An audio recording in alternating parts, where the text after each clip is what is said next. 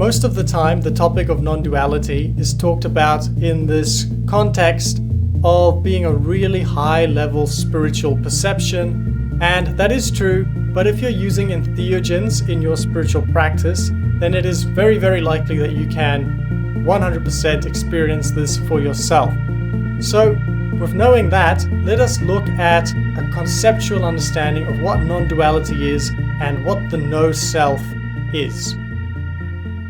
So the metaphor I like most of all, because we can take it in many directions, it's a very dynamic metaphor, comes from more than 2,000 years ago when a Greek king living in India, as a result of the history of Alexander the Great, there was a king in India called King Menandros, and he approached or asked one of the highest level Buddhist mystics of the time to come to him and to have a discussion, and these discussions were documented.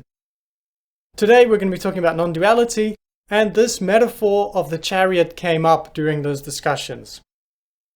So this Buddhist mystic was describing to the Greek king that our identity of self is actually an illusion, that you may feel like you are over here, but that is actually not the case.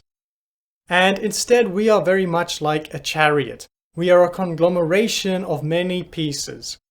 Because if you look at a chariot, you might just think, there is a chariot. But if you start disassembling it, taking the wheels off, taking the rim off the outside, taking the floor apart, then very soon there is no chariot. There's only different pieces of what could be a chariot if you assemble it. But in very, very much the same way, just in a more complex, dynamic way, the human being's sense of self is also that. It is a conglomeration of many thoughts, many beliefs, many visuals, many words, feelings, and this animalistic deep programming that we are here separate from the outside. But if you get really sharp with your meditation, get really focused and really see what's happening with your energies, you can notice the individual pieces of the body, of the system, interacting with each other to create this sense of self. But ultimately, it can just dissolve. And this, if you take an entheogen, will very naturally happen. So when your sense of self is truly dissolving, falling apart, breaking apart, then it is not something that we need to be afraid of. It is actually a very beautiful experience, and this experience of a dissolving of self is the gateway to breakthrough states of consciousness. So mystics in many, many traditions, whether the Hindu, Christian, or Buddhist tradition, whether we're talking about purification or non-duality or the no-self, for thousands of years, as I've mentioned, they put a lot of emphasis on this idea that you do not exist. This sense of identity that you are here is a limitation. So it's not a trivial matter. This is sort of a very core concept if you want to go into these breakthrough states of consciousness and permanently live one's life from that. So to give you a little taste of this sense of identity, we can notice in just normal daily life that our identity is quite fluid. Right now it might feel like you are here, but if you go to a sports game, your identity might expand into that whole sports team. Or if you have a family, your identity might be expanded to be your children and wife as well. And if you are falling in love or are in love with a partner, a romantic partner, that's probably the best example, because on an energetic level, on an emotional level, a mental level even, and a physical level, there is a joining happening, a merging happening that is so deep that the identity leaves oneself and becomes not me, but us. So we can just notice in daily life the sense of identity is quite fluid. But if you're interested and entering sort of altered states of consciousness, you can notice that all perceptions are a reflection of yourself. It is true that you might see something that's out there, but if you pay careful attention, you'll notice that you're projecting everything about it onto the object, like a chariot, for example. Nothing about the chariot is intrinsically there. The mind is projecting the colors of the chariot, the purpose of the chariot, the size of the chariot, the relevance of the chariot, the price of the chariot, the beauty of the chariot. All of that is a projection onto something that's out there. So in a very real way, the source of the chariot in your perception is the same as the source of your self. And the chariot and yourself, they are both very simply a conglomeration and assembly of many, many pieces. And once our conglomeration, our assembly of pieces goes away, then our sense of identity very, very naturally expands to everything. And we can see that all consciousness in the whole universe is coming from the same place.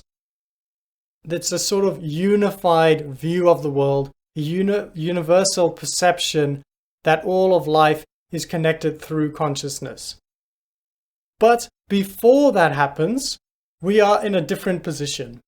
You can metaphorically say that most people right now in life are like a man or a woman being towed by a horse through a grass field. They have a rope around their legs and a wild, rampaging horse is just bolting across just wherever it wants to go. And that is not very pleasant because it causes a lot of pain and suffering to people's lives. And it's quite understandable that we have these wild forces controlling us, controlling the mind. These sort of forces would be our emotions and our thoughts. And these emotions and thoughts, these patterns, were given to us through culture and also through evolution. Millions and millions of years of Darwinian evolution. And the cultural and the Darwinian forces, their purpose is to prioritize survival. Because animals that just felt unconditional love to everything, perhaps they didn't survive as well. But now as human beings, we are in a privileged position where we can sort of, or very literally, dissolve these creations of the Darwinian mind, these creations of culture, dissolve that, disassemble it, and go back to this seeing that all perceptions are coming from the same place. So this dissolving of the self, like I said, it's a very beautiful thing, and actually it is a gateway to breakthrough states of consciousness. This sense of self, in a very real way, it is a limitation to what our mind can experience because it is too stuck with feeding its own desires, looking after itself. But if you drop this sense of identity, you can literally become a flower. You can perhaps, or you can definitely in a subjective sense, step through portals in the mind and enter all sorts of different geometric states of consciousness.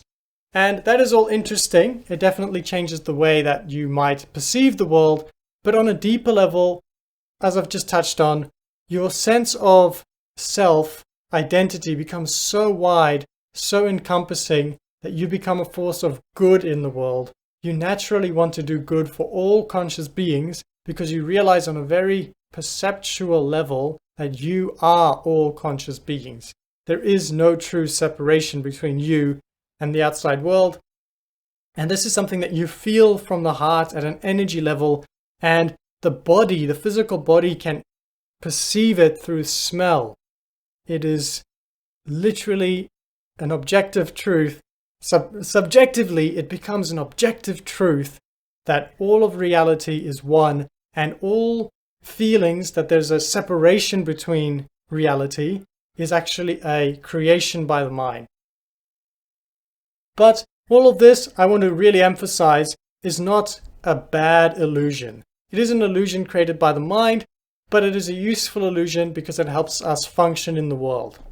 So we can think of it like, if the mind is too strong, it is a very thick cloth, a very thick veil that's right in front of our eyes, and we can't really see what's going on in the universe, and we're just being pulled by this horse, kind of lost, just being dragged through life.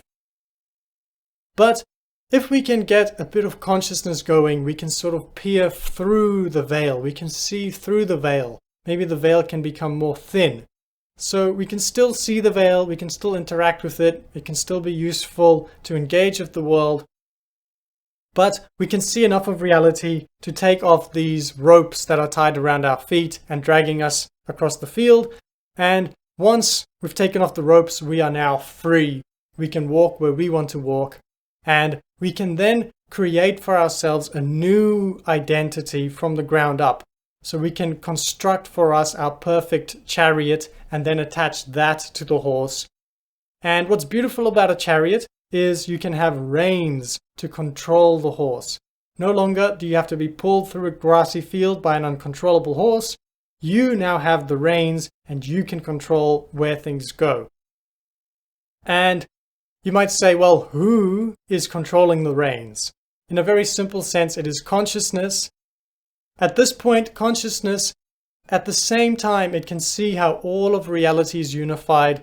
All conscious beings have the same consciousness, have the same source, but it can also see the world from its own perception, from its own point of view, because it still has the veil over it, but it's so thin, the veil, that it's not causing any illusion. It's just a useful interface. You can feel your sense of self. Let's say you're playing tennis. You can feel the sense that I am here and my opponent's over there, but at the same time, it is very abundantly apparent that it is an illusion that is useful for playing a game of tennis. And this is actually a really, really rich way for reality to be, because at the same time, it is allowing for a grand unity of all existence, and it is allowing for community and richness and people sharing their experiences with each other.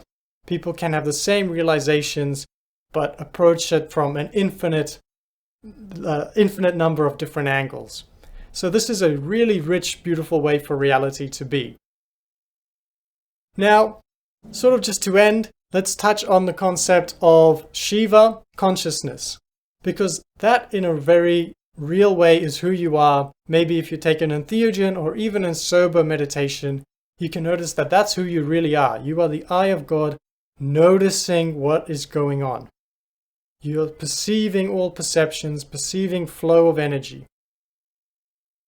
As your consciousness becomes sharper and sharper, what can happen is this chariot sort of gets disassembled, but at the same time, as you are becoming less and less, as you're becoming more empty and empty, more and more love comes up within you. Because what is separating us from infinite amounts of breakthrough love is this identity of self.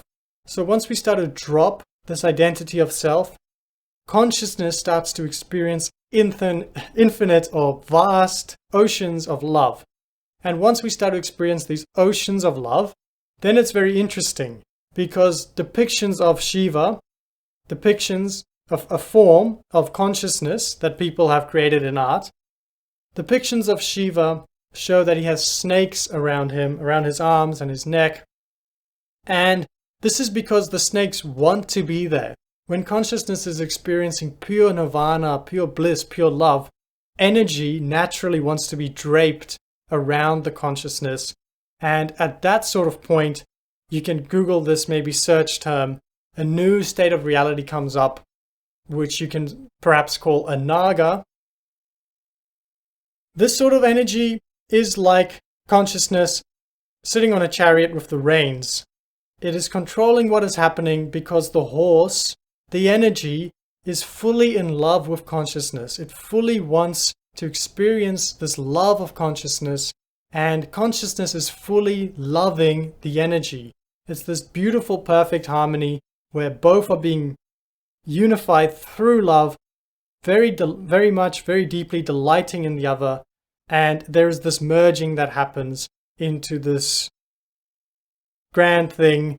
We can call it Shiva and Shakti. We can give it a word, but let's just say it's Shiva and Shakti merging into one. And from that point, you keep your sense of perspective and individuality in the world, but at the same time, all energy, all flow is abundantly unified at the same time. and you become a pure force of love, a pure force of goodwill, because your sense of identity is not stuck to this form. At that point, you no longer think that you're a human being. That is an apparent illusion. It is a very useful illusion that you use every day, but you realize at a very true level that you are not this physical body, you are not a human being, you are not a brain. You are consciousness and Shakti at once. You are the consciousness of God, the eye of God, controlling the reins of Shakti, because Shakti wants to be controlled by you, because it loves you and you 100% delight in the Shakti.